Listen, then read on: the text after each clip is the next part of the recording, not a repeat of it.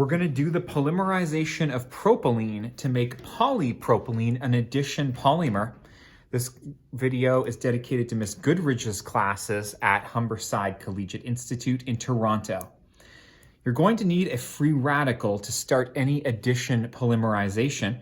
That's something with an unpaired electron. Here, I have a bromine atom with one unpaired electron, but it could have been a peroxide that you broke apart. There's lots of ways you can make them. Now, that unpaired electron makes this a very reactive particle. It, in particular, when there's a double bond around, will break the double bond and pair up with one of the electrons from that pi bond.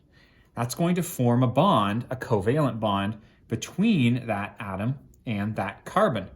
Where's the other electron from the bond going to go? The answer is it's going to attach to one of the carbons that the pi bond was between. So what we have now is a Br covalently bonded to that carbon there. This is now a single bond instead of double. You still have the third carbon from the propene, but you also have an unpaired electron on that carbon. The whole point of addition polymerization is that there is an unpaired electron in one of the reactants and in the product. So that makes this product also very reactive. Let's bring in another propene molecule, and oh look, that unpaired electron pairs up with one of the electrons from the double bond, and the other electron gets dumped onto the carbon.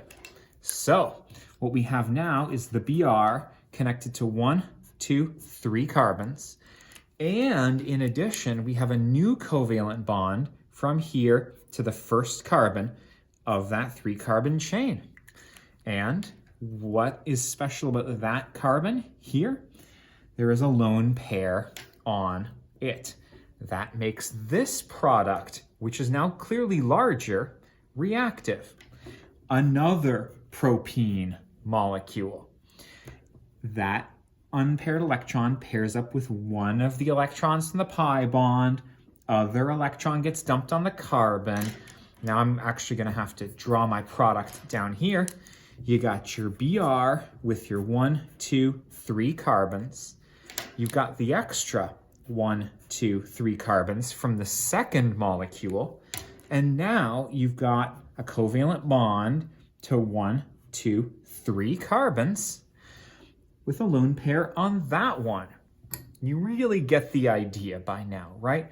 The free radical broke apart a double bond to give you a bigger product that still had an unpaired electron. And that reacts with another propene, which gets added on. That reacts with another propene, which gets added on. And this is how you make polypropylene. Many propene molecules all bonded together in a line. Great. Now, I said this was a simplified mechanism, and that's because you can't really control if this unpaired electron forms its covalent bond to that carbon there or that one there. The other unpaired electron will either end up here or there, depending on where that reaction happens. But the point is that it's not necessarily organized perfectly like this. Sometimes you get weird branching, etc., etc. If you want a polymer that always goes this way, always the same arrangement, I think the word is isotactic, you need a Ziegler-Natta catalyst. That catalyst is going to sit in there and make sure that the propenes always attach to the polymer the same way. Anyways, you're here for the free radical polymerization, which I showed you because I'm your hero. Thanks for being with me, and best of luck.